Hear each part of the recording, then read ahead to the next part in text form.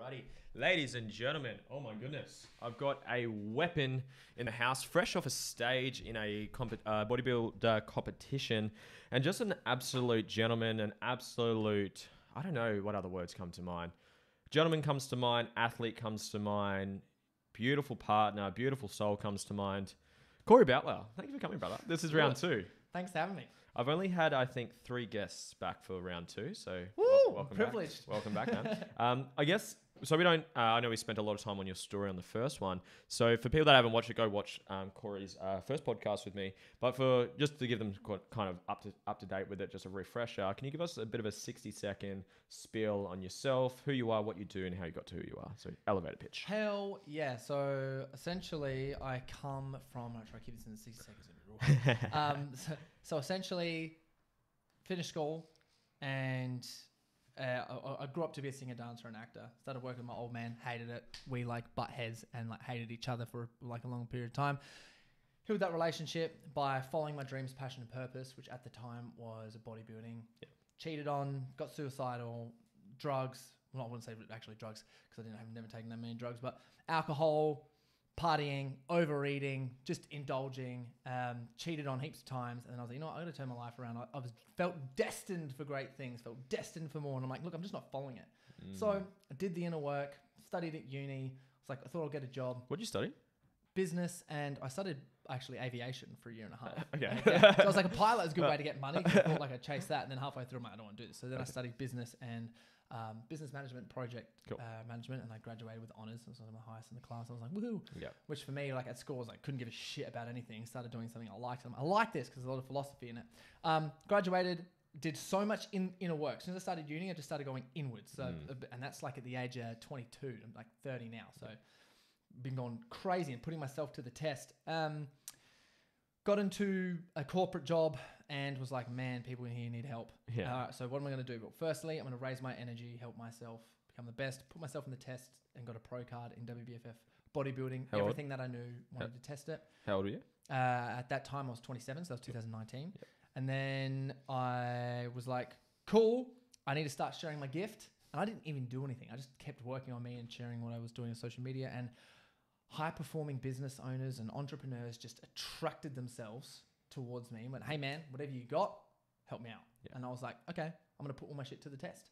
And there's a lot of things I had to work through in that period of time of self-worth, and what if I got was actually a value, because everything that I learned was really unique. Yeah. And in terms of just old school philosophy, I'd created my own programs and diagrams and models and frameworks and things.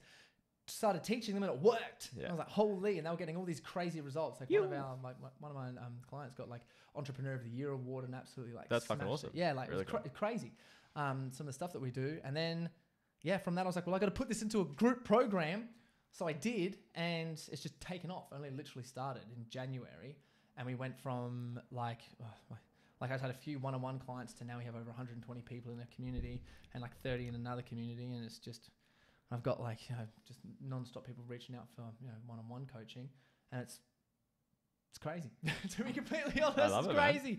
Man. And then obviously just competed recently in WBFF first pro show. Yeah, didn't place. God damn it!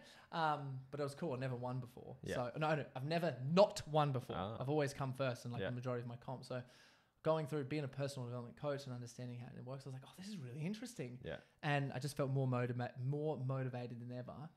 Afterwards to come in and crush it. I was like, oh, this is the best. And there was no real sad feelings. There was no super frustrations. All just what can I do to bring something better? Because I'm 100% committed to winning this. Until I die, I'll be competing. It's something that I've 100% committed to. Epic, cool. So you're going to go back again? Oh yeah, I'll compete all around the world. Epic. Heaps of times. Cool. Until I goddamn win. Because I want to know, a goal of mine is, doing this inner work was, one goal was I like to ask the question a lot is, what are the emotions that you most want to feel before you die? What are those emotions? Because I believe that's all we really get, really. You know what I mean? The reason you do anything is because it makes you feel good or feel happy or feel accomplished or feel proud or feel committed, whatever it is, feel sexually gratified, whatever those, they're just emotions, right? One of mine for me was, I want to know what it feels like to be the best in the world at something. So I'm going to win it. What other emotions? What other ones do you want to feel? So I really want to feel what that is. I want to feel what it's like to be so overwhelmingly great, and I do get this. Yeah. to the point where it like brings me to tears quite regularly. Cool. In terms of proud of like myself and acknowledgement for helping other people. Even just had a clients at the end of Overcome the Chaos, my men's group coaching program. I do a one-on-one call with the guys. Yeah. And I had one of the guys, he just finished and he signed on for the back end program. Was like, yep, keen as whatever hell was going on. And he was just like, dude, I just want to acknowledge you because I don't think you get the amount of thanks that you actually deserve for what you're doing. He's like, I've changed this in me and I'm helping other people and it's having this ripple effect. How cool is that? I just want you to take it in. I was like, like, holy. Yeah. I want to feel that on a level to the point where I basically just want to fall to my knees and cry of proud and overwhelming emotion in terms of like impacting millions of people and being solely dedicated for that with some of the lessons that I've taught, and not impacting millions of people of like just one person, millions. It's like I've impacted a certain amount of people so closely that there's raised their standards that now they've raised heaps of other people. Because I believe like as men, like we have the power to literally change the world. Like all of us do. And I strongly believe that it comes down to like obviously reaching your own potential, making an impact, becoming a role model, becoming a leader for what you most want to be. And it's a limiting belief to think that you can't. And it's doing the little things every single day. It's like, you know, what's the best version of yourself do every day? You know, what is the worst version of yourself do every day? How good are you at dealing with temptations and how committed are you to your purpose and what even is it? If you understand what it is and you start living like that, then people are going to look at you for inspiration. Like people look at you in your business and what you do. Like so many people look at you for inspiration, right? Which is a modern leader who's someone who's bringing and raising everyone up and understanding that it's like no matter what you're doing is you can help other people win. And we can all help other people win. And when that's happening and we're raising everyone up, it's like, well, we're actually doing something, which I think is just, it's so motivating to me that it's like just a few mindset shifts and a few understanding of oneself can literally like put you in a position where you're inspiring people and it's going to help thousands of other people. And it's crazy. And a lot of it does come down to sharing content. And I honestly believe like, you know, in the Western world where we are and, you know, being able to like expression equals liberation, quote from Glenn Money, one of the coaches in my program. Epic. Expression equals liberation. And where do we express ourselves? Like you can't drive around the streets on a megaphone, be like, this is me, you know what I mean? Or put a billboard up. It's like, okay, you might get 50 people who see you. Yeah. You put on one reel, thousands of people. Yeah. You know what I mean? So. And you're such a good speaker, man. I'm just like lost in your words. I'm like, you're so convicted with it, which obviously you're clear on your purpose. You're clear on what you're doing. You're clear on your gift.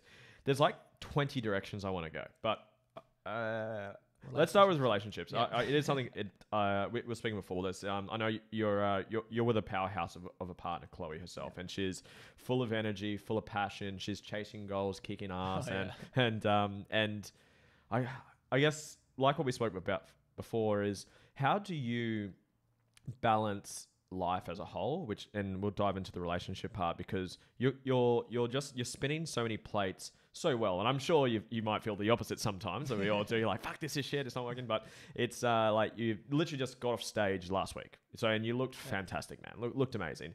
And I actually had James Newberry over here the other day, and he said just something he noticed is you just look so healthy as well, like compared to some of the other guys. Like they looked ripped up, but you looked healthy and happy at the same time, which is awesome.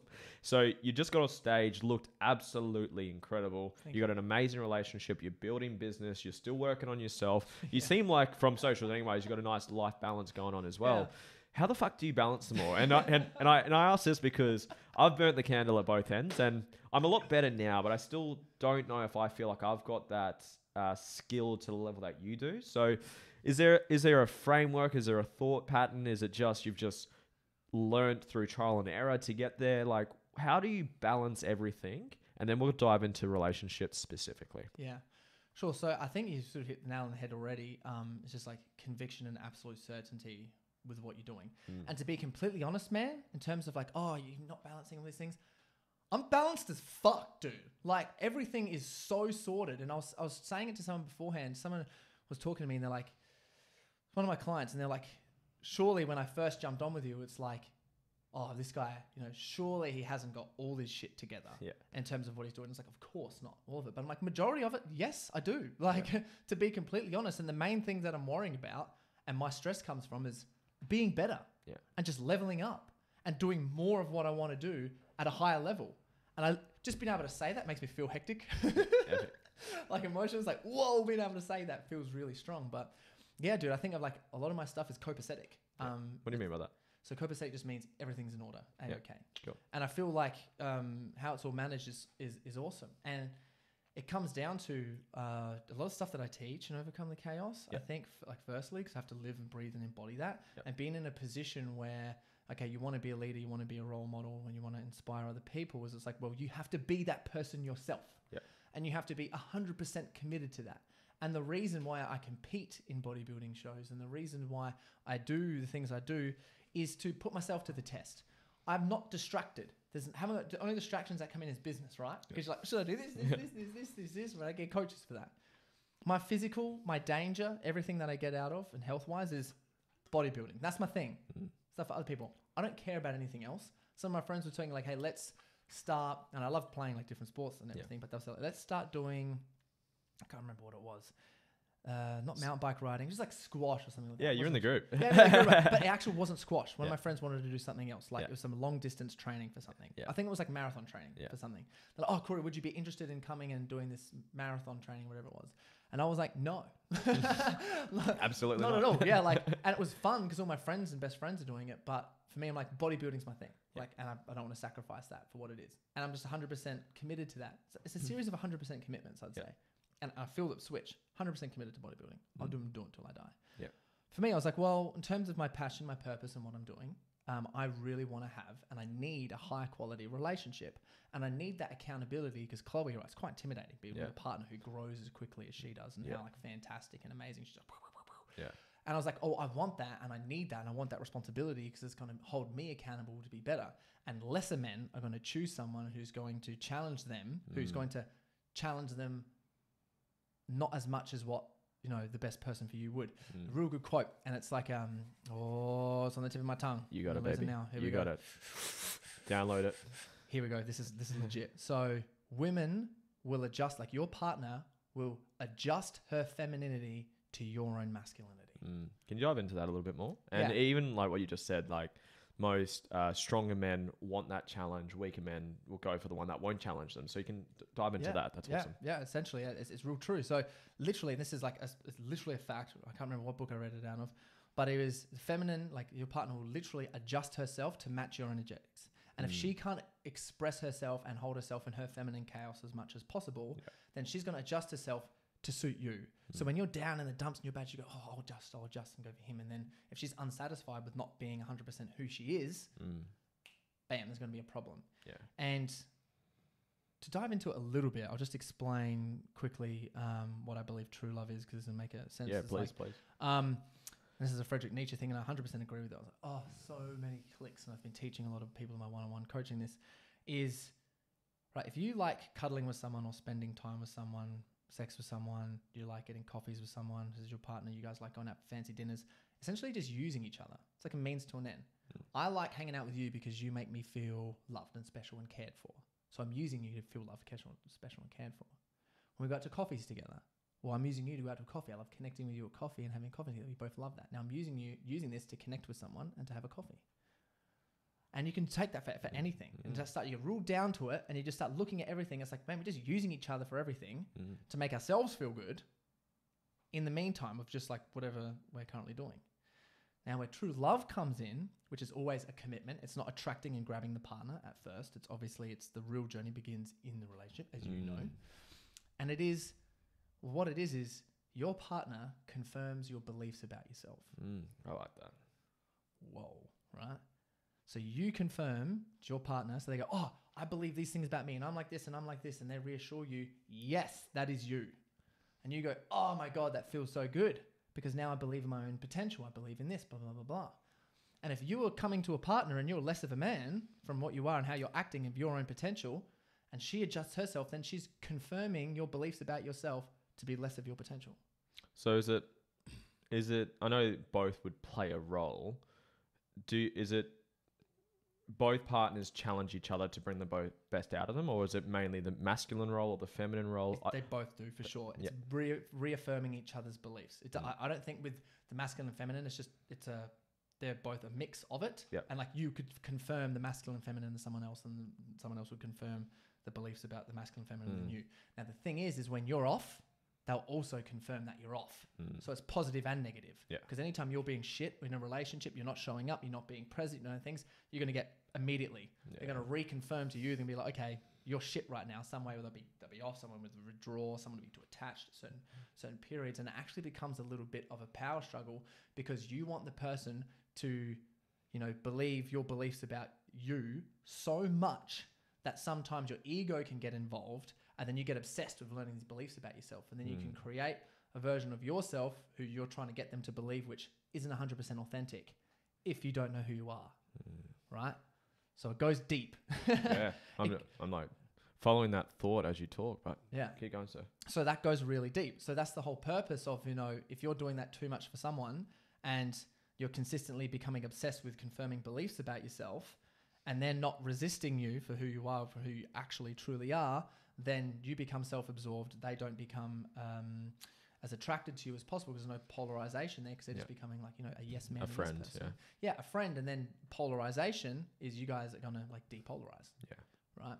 So that's why it's like being in a relationship is one of the best tools for personal development. Yeah. Obviously, because if you're with someone trying to be the best version of themselves, which 100% should be it. Yeah. Otherwise, don't choose them. Yeah. And you're 100% trying to be the best version of yourself, then obviously it's going to work. And that's not going to say that things are going to get hard, because they will get hard, because there's going to be periods where you show up shit and they show up shit for whatever reason. Everyone's going through their own stuff. Yeah. But you're there 100% committed to each other. Like, I know you, I see you, I've reaffirmed those beliefs about you, and I understand your full potential, and I've seen the best in you, and I'm dedicated to help you being the best of you, but being 100% the best of me. And then every time that, either this person's up or this person's up, whatever it is in terms of the power struggle is going to lift the other person up, and they're going to need to do exactly what they're supposed to do. Crazy. It's crazy shit. Crazy, right? Crazy shit. When that clicks, because it's still clicking with me, I'm like still like reflecting on it, and going, wow. Yeah. I think it's amazing. So simply understanding that and being in a relationship for me, how I balance it, and choosing the person who can do that for me is Chloe's. Yeah. So was that a conscious thing? So when you're ready for a relationship and you're ready when you're ready, was that a thing you were looking for? You're looking for like someone who is fucking pushing their limit, pushing their edge. Is that something that you Bro, to reach my full potential, I had to have a partner. Yeah. I wasn't interested. I'm not interested in being single and going out and having sex with lots of people or doing whatever. I was like, I'm so dedicated to my mission and I need support. Yeah. And I need someone, and I wrote down a whole thing on it in terms of like who I actually want, all their weaknesses, all their shit. Like, what are the bad things I want with someone? Yeah. And so that that's a good question. What are the bad things I want with someone? So I was aware of them. So I'm like, I've got patience for this. I've got tolerance for this. And every time there's something that she does that I don't like, or I need to have patience for, or whatever it is, I'm like, I chose this. And this is exactly what I was after, because I've got the patience, the skills and capabilities to handle this, which is so fantastic. So I wrote out all the bad things, wrote out all the good things, started talking to people. And I was just like, for about a year and a half, I was like dating and talking to people, and gave a little bit of my energy, not all of it. Until eventually, like, I found Chloe and we started like talking, and I was like, she's just ticking everything. I was like, even the things that like I like to not like about her were like legit. And I was like, oh my God, this is like perfect. Is there a bit of a do you have any, I guess, filtering structure or any I guess just way of thinking for people? Because I do have people like, oh, how do I find the right person? I'm like, I'm like, fuck, know what you're looking for. Yeah. Have those conversations early on. Work on you. Yeah. Always upskill yourself. So yeah, was there anything going on for you as you're doing it, or do you teach that as well? Yeah. So just the law of manifestation, right? Let's say you haven't seen a yellow Volkswagen, and then someone's like, hey, yellow Volkswagen, there's new ones out. Then you start seeing them everywhere. That's why I think getting so detailed with who you want in a partner, weaknesses, strengths, personalities, family, how they look, shop, sexually, everything's in the, like, see it, write it down. Yeah. So you see it. So when you start talking to someone, now your brain is going to recognize all the things. You can hit someone that talks physically, that you're so attracted to them. You start talking to them and you go, oh, I don't like your relationships with your parents. And oh, maybe you're a little bit too introverted for me. Yeah. And oh, maybe these things happen. Sorry, it's not going to work. Yeah. Like, damn, don't waste your time in there at all. Maybe it could, maybe it wouldn't. It's like, no, it's not. You've already written this down. You need someone who has majority of these things so that you can, summon that. So I let my brain do its thing, started talking to Chloe, and I was like, yeah. But I understood that I wanted a partner for my purpose and also for them to going to challenge me. So I do believe there's a lot of men out there, for example, who will go, oh, I can't get this girl, or oh, I don't want this girl, and all the responsibility of being with a high quality girl is like that. It's like, fuck that, man. Get the high quality girl, because it's the best accountability tool ever. Now you have to level up and absolutely start crushing your goals to keep her. Because attracting girls, like, no problem, right? Yeah. Eventually you can figure it out, find the things and do whatever it is, summon the confidence to attract. But to keep a girl is the most important journey, because that's where like the real journey starts in terms of showing up at who the best version of yourself is. You're going to have to provide. She's going to go for periods. Stuff in the world right now where the modern women are so powerful. So like, can you keep up, bro? Yeah. Like, how strong are you really? What's your like emotional strength? Because that's going to be valued more than your looks and your financial aspects and everything else. But yes, you should have well balance across everything. Yeah. Which just comes back to what I was talking to beforehand. It's just understanding that, having that own self-awareness of what I wanted my life to look like. Want to have a beautiful body to inspire people. It's part of my purpose. Yeah. I want to have a good relationship, and I want to have the skills to hold one down and lock it down and be so confident in that and use that as a personal development tool so I can show up as a really good leader and to lead with love, especially in my business and especially with everything else. I know what I want to do in my business. I have 100% figured out what I'm supposed to be doing and who I want to be working with. So I'm like, cool, I'm going to work on that and dedicate everything that I like, a lot of my energy to working on this. One of the beautiful things, and like the terminology bodybuilding, I sort of hate because it's like stereotype stuff. Yeah. But people who are bodybuilding, especially like the natural athletes who, take it seriously. It's not taking anyone that takes away steroids, because there's a lot of people who take steroids who are way more like better than me, and they are way more fantastic in the health of their body. They just do it correctly. There's some people do it correctly and some people who don't. All the respect for the people that do it correctly, more respect. But in terms of understanding how the body works, nutrition, energy, stress management, so much stress management with bodybuilding, the mindset, it's a spiritual journey, like getting that lean and then getting on stage and presenting yourself. It's a spiritual journey. And there's people like know so much. And I believe when you get really clear on all those techniques, you know how to prioritize yourself, man. It's like literally all men, I believe, like the most respected to be a world-class athlete for whatever that looks like for them, whatever that may be. World-class table tennis player. I like that. Yeah, I like right? that. But whatever it is for you and what you're most passionate about physically, there should be something. Because in terms of whatever you choose physically, it's going to have a mental component. Whether you're riding bikes, whether you're doing marathons, whether you do CrossFit or strength training, whether it's badminton. I love playing badminton. Goddamn, I want to compete with my model. It's so much fun. It's golf, bow, archery, like whatever it is like, because it's going to have a mind and body component. Get to the point where you're a world-class athlete in it, in your own terminology, and prove to yourself you can do that. Because with that and being 100% committed to it, and I always talk about 100% commitment, so important. If you're 100% committed to that, then you're going to have to do the diet. You're going to have to show up properly. Enter competitions. Do those things. You're going to have to prioritize and put things in order to show up like that. Which is, if you have that priority and the goals there, it's like, cool. No matter with your business, or no matter what you're trying to achieve in your personal life, it's like, that is equally as important. You get that danger, that thrill, that physical, that savage aspect, that competition as a man to inspire dominance in your life. Real powerful. Just 100% commitment. With your business and whatever you want to do. It's a limiting belief to think you can't chase your dreams, right? Yeah. Like, you experience it more than anyone else I know. It's like, do it your dreams, crush them. Like, and obviously your story, amazing for that. It's a limiting belief, but you should be working on that. No matter what business you're in, what job or career you're in currently, and what it is, it's a certain amount of your time, energy, and effort should go into that. And then a certain time and energy and effort should go into doing your passion until eventually it converts over. And you got to do it for free for as much as you can until someone starts paying you for it. And then eventually turn it over, sort out some coaching. And then understand who you want to look like and what that wants to be. I understood one day, man, I'm going to be a dad. One day I'm going to want to be a dad. And one day I'm going to want to crush my business and have everything sorted out. But that's going to take a long period of time. Like 5-10 years until everything's sorted out, and I feel real confident for that.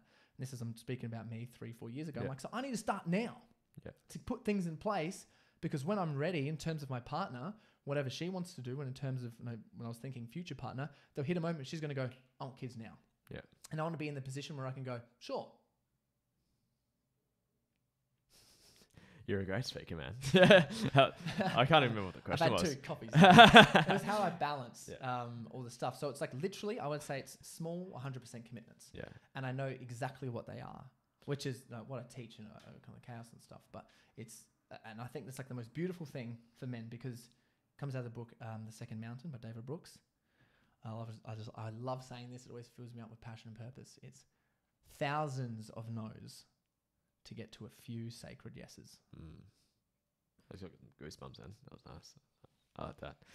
Without diving down this rabbit hole, because I want to stay on relationships, but you keep mentioning the word knowing your mission, knowing your purpose, knowing who you are, because then that determines your level of commitment in those areas. What does that look like? What do you need to do to get there, etc.? Like all of that stuff. So Easy. Without going down the full rabbit hole, give can it we a have just a quick version? How does one find their mission, find their purpose, get clear on who they are, where they're going? And then I want to keep going on relationships. Yeah. So the most logical answer without plugging is join program. No, but seriously, there's a process of just like really understanding your why. Majority, and this is, I'm specifically talking to men here, but I do help girls with this as well, especially girls who really love crushing business and entrepreneurship. I have a couple of girl clients that do one-on-one, and it's the exact same. Two things real quickly. One, and I think the most important thing is, takes a little bit more time, but know your own hero's journey and know the hero's journey in and out. Like, I teach it, got courses on it, insane. If you understand that, you have everything for the rest of your life sorted out. I'll park that. In terms of trying to find your actual purpose, it's just spending the time to just write some shit. Like literally write some stuff out. People forget there's like magician work that you can do in terms of really creating a plan to dive in deep. Why? Why are you doing what you're doing? Why? No, what's your goal? Why is that most important to you? And then whatever that is, why is that important to you? This is that standard why question, you know what I mean? Do it 10 times. That's one thing that we facilitate and overcome the chaos. Then we get real clear on what someone's purpose is, what they get to the end of those whys. And then we jig some things around and they're like, holy, like this is really important. And it's like, okay, who do you want to serve? What are you going to do about it? And then why are you going to do it? And then we've crystallized someone's essential purpose. But then by the time someone's done like an 8-week program, it changes. However, majority of people living in the Western world are so attached to the masculine. Like we're so attached to goals, structure, get this done, blah, blah, blah, blah, blah. Finding your purpose, man, is a feminine thing. That's a feeling and an intuition and an activation within inside your damn chest. So when you understand, you start thinking about what is your cause, what is your mission, and start writing some things down. Who do I most want to serve? How am I going to do it? Why am I even going to do it? Why do I exist? One of the most important questions to ask, right? But actually jot stuff down. Why do I exist? Start writing it down. You get clear on something. And then you want to say, like with the words, because, you know, spelling, right? Is, you know, you want to spell words out, spell letters.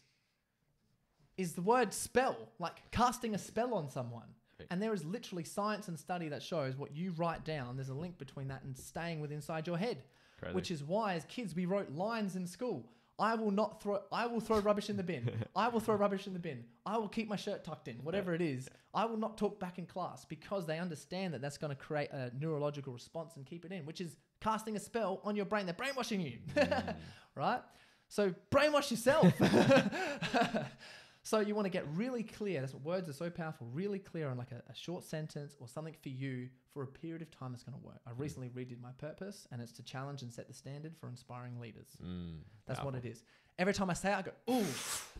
I get that feminine activation inside my chest, and I feel something go, ooh, I've summoned some strength right now. Like this is the best. And when you understand and leading with tuition in your heart and your chest and your guts of what it is, and sometimes it's scary, man. That's the scariest part, because feminine energy is chaos, right? And then feminine. Can you dive into that? Because it was one of my questions. It's like, because I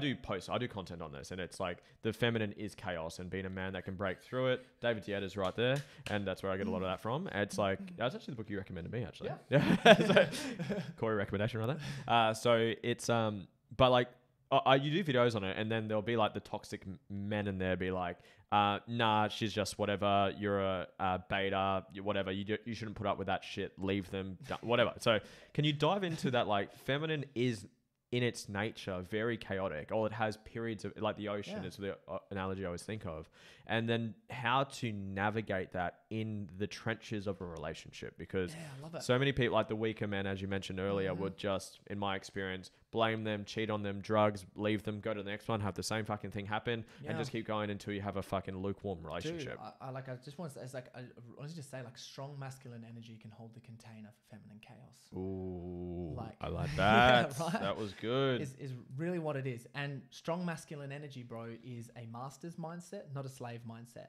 And it's nobility within oneself. And it's literally doing the little things like not masturbating, not watching, not like watching porn. It's not drinking, doing the things. Every time you have a temptation to lean into comfort, and it's like, obviously you have to sometimes a lot of like high performing entrepreneurs, like a lot of wealthy people that I work with, they'll have the opposite. So their temptation is actually spending money and allowing themselves to live because they take it all in, right? So their temptation and their comfort zone is not living the lifestyle that they deserve in terms of actually leaning into comforts, because when they do that, it'll charge them up and then they'll go back out. But like for a lot of people, there's too much comfort because they don't know what their purpose and dedicated to what it is. So they don't show up as nobly as possible. Frederick Nietzsche talks about it in terms of slave morality and master morality. So people with a master mindset, you can say they really focus on nobility. They praise people who have discipline. They praise the strong. They praise people who have power, pride, respect, and they value that, and they value the strong. Slave mindset is empathetic, values the weak. No, I'm so sorry for this person. They haven't got these things. Let's give them another chance. Let's give them a better chance to move up. Very empathetic and sympathetic. What happens is people have slave and master mindsets. You can't help that in terms of, and I think everyone should probably focus more on creating their own master mindset, because with a slave mindset, in terms of focusing on those things, yes, it's justifiable. Yes, it's empathetic. Yes, sometimes morally and ethically, it's going to be a better choice to actually have for a specific individual.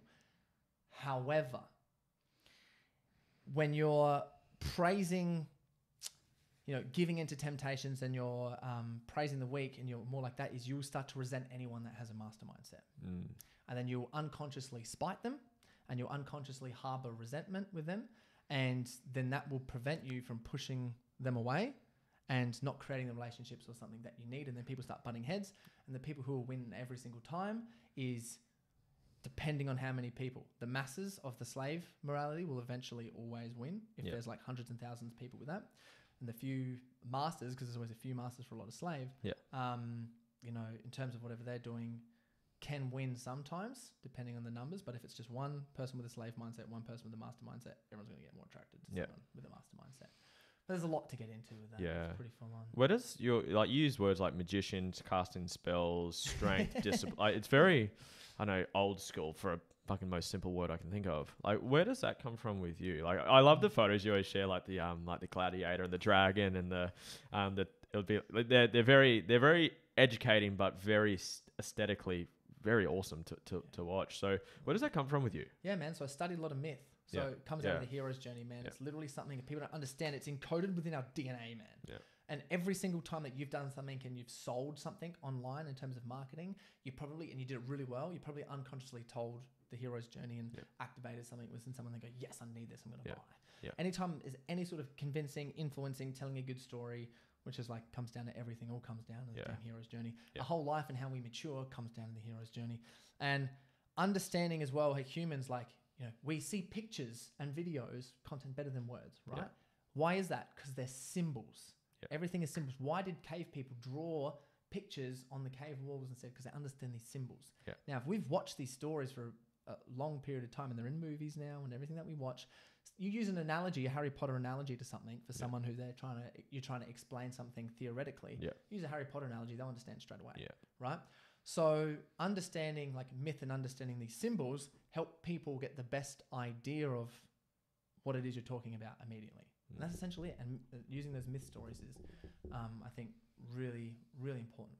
But I wanted to get back down to just talking about the feminine thing real quickly in terms of what do you think like feminine energy is and how do you essentially control it? Is first you got to control the feminine energy within inside yourself, and you have to allow chaos to become within, so you're used to controlling chaos. Yeah. Chaos equals innovation, and the hero is the champion of things becoming, not things become. And what I mean by that explain that, is the hero is the person who is pushing an agenda, pushing a mission. Yeah. If you're in a company and someone's got, I've got this really good idea and we need this leadership training and it's going to be the best thing ever. Everyone's like, no, it really is. And that person's pushing leadership training for so long. And eventually it comes in and it works and everyone's better. And they're like, wow, thank you so much for doing that. It's like, I was the champion at that period of time of things becoming, not things become. Everyone who resists at that time, anytime there's resistance, which is not surrendering, right? Not the feminine surrender into chaos. Anytime you're resisting, is you're the champion of things become. which is the villain. You look at every single story, every single, like, unless they're coming in and inflicting chaos, majority of the big villains in story is someone who is like, no, they're just preventing the hero from coming up and shining bright. I can't think of a story right now. There's like, I'm trying to think of them like Marvel stories or whatever. I was thinking of Thanos just then. Yeah, Thanos, right? Everything needs to be like this. We don't need this new innovative stuff. Everyone stay here, whatever it is. And then the hero Avengers try to come and be like, no, we need innovation. Let everyone do their thing. Power of the individual. Let's go. It makes a lot of sense because that happens with you in your life every time you get into a comfort zone. Business, relationship, health. You've just gone for a breakup and you're going to jump in another comfort zone. And it makes sense in terms of why you see so many men when they do go for a breakup. Some of them just go like next level. You know what I mean? A lot of guys, they'll just up level straight away. They go for this breakup for a period of time because they're resisting the chaos coming in. No, I'm attached. Oh, I'm here. Comfort zone. Keep it. She leaves. And guys are like, well, what the hell am I going to do now? I may as well crush it, become the best version of myself and actually move forward. Maybe I'll get a coach. Maybe I'll sign up to a program. I'm actually going to work on me because girls are really good at working on themselves and men find the resistance to do that. And then they surrender it into working on themselves, doing the things, starting a new business, whatever it is. Then they absolutely start crushing it and moving forward. The champions of things becoming. Because beforehand, they were the things become. Yep. Now, if they haven't worked on themselves and they don't understand is when they get another girl, is they'll just repeat the process. They'll get comfortable, attached, and then they won't lean on to the next best thing. So when the chaos comes up, and I'm referring like your partner, whoever's playing the feminine role, is emotional, chaotic, flowing in her beautiful nature. How can you use like granular ones? Because like people will hear this, oh, that makes sense. But then tonight, their partner gets triggered, jumps into a wound, and triggers you, and it's on. And like I still do this. Me and Georgia had one 2 days ago, and it's like I know it in my head. I'm like, and I'm like, but fuck you. Yeah. I know I'm meant to regulate and be present, but fuck you. Yeah. And so can you dive into like, say when that's happening, how do you allow it to flow without? Because I'm guilty of doing very neutral and like shutting off. That's my sort of adaptive behavior of mine growing up. There was chaos and danger in my family, and I would isolate, detach, and go away. So, but it's like learning this stuff. It's like, no, I need to be more present. I need to pierce through. I need to break through that. So, can you just give a bit more context and education on how can men tonight, when your partner, or tomorrow when it happens, and it's gonna happen. That's because some people, I've got a friend that comes to mind. It's like he just thinks that like they shouldn't be emotional. They should just like, there's no excuse for it. It's like, be single. Like don't have a relationship then. Yeah. So can you dive into like the legit messy part of a relationship and what the powerful, strong masculine does versus what the weak one does? So let's go. So dive into it. Essentially, he's just resisting the feminine and resisting leveling himself up, and he's not adopting a noble approach. Your friend to that. It's literally he's just resisting feminine chaos, and everything in his life and relationship will continue. You're going. Because he's going to try controlling too much, and you can't control feminine energy ever. You can put a container around it, but you can't control it. It's your job is just to hold it here. Not attached, just like, I got you. So there's two mindsets I like to adopt to this. And it's not there's no specific structure or technique that you can do. It's a sense of who you are as a person. Every single time. Two mindsets. One is adopting the big daddy vibes. Essentially, big daddy vibes.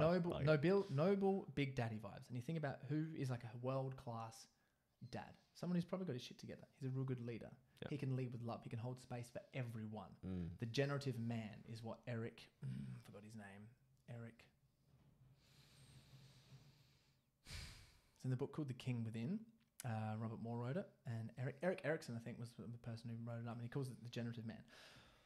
But essentially, who that person is you want to look at your partner sort of like daddy. Like, you know what I mean? If she was your daughter, and you put this into perception, if she was in your daughter and she was throwing a tantrum and she's in a feminine chaos, which is a beautiful thing because they're going to feel emotions that we're never going to be able to feel and understand. Even that frame, it's a beautiful thing. It's a beautiful thing, man. And understanding that they're going to feel emotions that we want to have. And if you look at it from a girl's point of view, they try to pick a guy who can handle their emotions. They know that they're mayhem. They know that they're emotional wrecks. They go, I get it. Like, I need a guy who's going to be able to handle my shit. You listen to girls talk. Oh, I had this emotion coming up, and I was feeling like this, and I was overwhelmed here, and I was stressed out about all these bloody things. And then he's judging me for it, and I'm just like, oh, I just need to tell you. Like, oh my God. Like, and then he didn't hug me or didn't get me anything. And I think, oh my God. that made me feel so sad and upset, and I just wanted to speak in terms of emotions. But you as a guy, it's like, okay, well, it's noble, and you should reward yourself for being able to control that, because a girl seeks safety in you. Yeah. Because she needs that. Because if you can't hold her emotionally, how are you going to look after the kids? How are you going to provide and support for her financially? She's going to judge you in how you are as a business leader and your ability to kick ass out in the world and do what you need to do by how well you can hold and contain her.